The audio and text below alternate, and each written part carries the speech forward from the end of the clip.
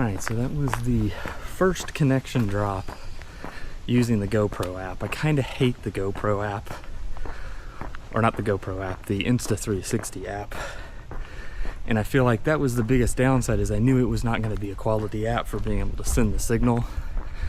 I did research a couple of different options, and I do have, and we'll see if I end up trying to use a separate app, because there are a couple of good apps that do allow you to run and push 360 connections. I just really wanted to try the Insta360 one to start with, just since it's supposed to be the native. One key thing about the X5 is that you do have the ability to plug it in via USB, and so that was kind of my biggest key, was it needed to be a USB connection so that on my phone I could utilize both the wireless and cellular bonded for when I would possibly be at Disney parks, if I was going to try to do this at Disney. I honestly don't think I will. I think, again, it's a medium that's not something people are yearning for. This idea of 360 is best consumed in recording form, to be perfectly honest. And again, I don't even know if I'm actually live right now. I don't have my extra streamer phone, so it's very much just a blind test trying to send this via RTMP. So we will see. I definitely, with the drop, I think the drop with the app was due to it switching from Wi-Fi to cell service, which is something I definitely don't want to happen, even though it's on the bonded connection. It also didn't gracefully reconnect. It literally just stopped. So we will see. I may try another test with the other app, which I think I'm actually set up to where I could just exit out. And on the second loop of my walk, I might try using the other app and see. The downside that I had using the USB app, and the main issues when I was testing with it, I'm trying to remember what my main issues were. The stabilization. So with it, I didn't get any of the built-in stabilization that I was getting with the Insta360 app. At least that's my memory, was that I wasn't getting that extra stabilization. And to be honest, that's a big part of the whole thing. So we will see. We'll see what the results are later. I figured I might as well walk while I can. And also, I figured I might as well make it public just for the heck of it, if it works. Again, don't know if you guys are seeing anything. And again, I can't see chat, so even if somebody did come in and wave or say hello, I wouldn't be able to see it. So we'll see. We'll do the first loop again using this, and I'll try to switch over and see if I can use the other app to be able to send the connection. I think I still have my settings set up to just be able to resume sending on the same stream. I do know I had it set to auto start, so if it auto started when I started sending the signal, I should be live. But then we'll try the USB again. One thing that is interesting is you can run the app in the background on your phone, because my desire was to be able to put it in my pocket.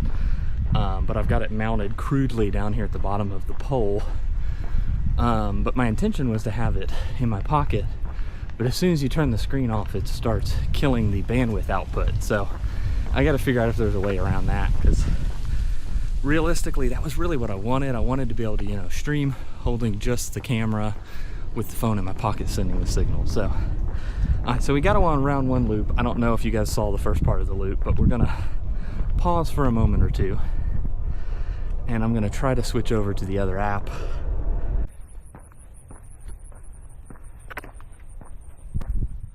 Alright, so I think we're back.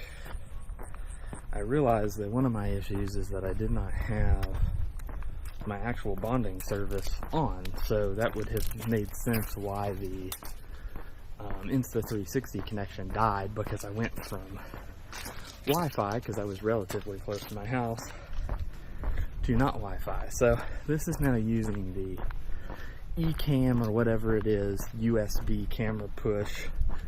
I was trying to get it working with Camera-Fi Live, which it would connect to the camera. The problem is it was pushing the images in a non-stitched format, and I could not get it to send it differently.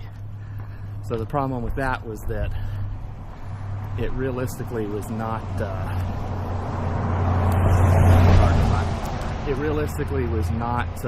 in the right format, so YouTube wasn't reading it properly, which is kind of weird that, you know, the quote-unquote free USB app could do it.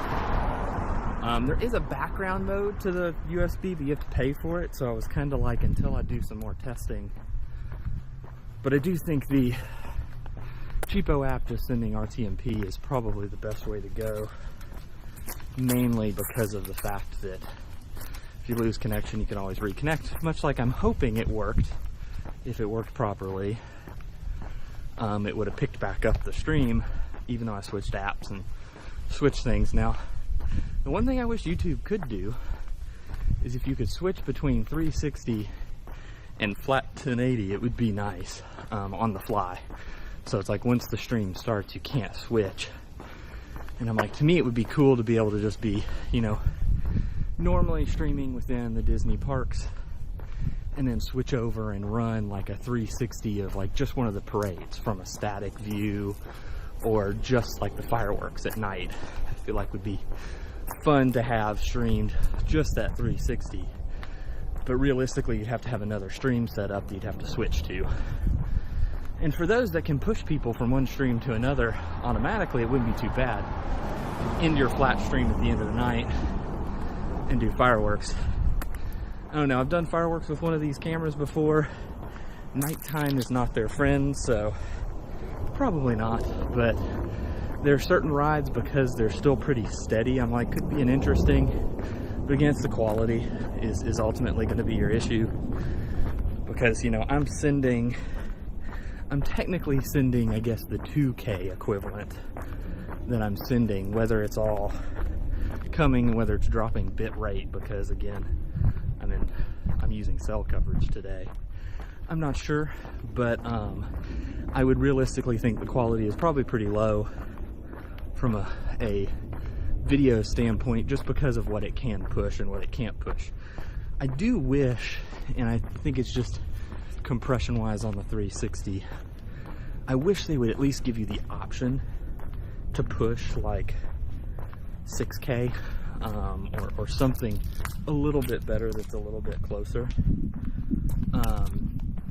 because realistically there are ways that you could get the bit rate out the door at that. And also, if you were just on Wi-Fi, you'd be able to get the bit rate out the door, but the highest resolution is just a hair above 1080 that you can push, at least through USB, and that I've figured out even through the app.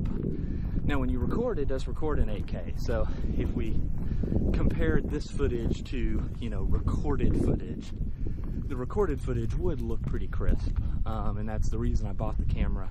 It was not for streaming purposes, it was just for the fact that I love the idea that I can take video with it and worry about where it was pointed later. I've got a couple of, when I had the earlier version of this camera, I think that was in December, we had gone to Disney and I took several like going down Tiana's and going down the drop. It's like, it was perfect because I didn't have to worry about pointing it at my face. I didn't have to worry about pointing it on the ride. I just recorded and then I got to reframe it later, which was really, I think, where the niche is for the 360 cameras. And I think they're getting closer quality wise. I do think they've kind of hit a cap at the quote unquote 8K. I'm interested to see which one of the manufacturers will push the envelope, get to a true 1-inch sensor first, is probably the 1-inch sensor before they go to the next level of going to 10K or something larger, because the file sizes are ridiculously large.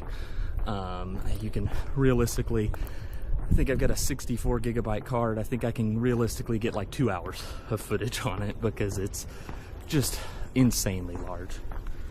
I guess it's technically playing the audio on my phone. I was like, I can hear something. I'm hearing myself. So again, we're getting close to the end of our second loop. We'll end at that point and I'll review what it got, if it got anything, if not. But I'll probably try to produce a little bit more content that's around the 360 volume or medium. I haven't produced a lot of content lately. I've been working a lot on the wonderful window as well as the multi-view site, some other overlays and things. So I've been kind of had my hands busy with that stuff as well as just normal work, the day job, you know. So I've been working on a lot of different things.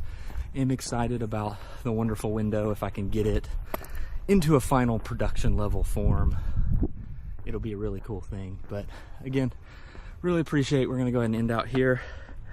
Not that you guys couldn't look up my information and find where I live on this street, but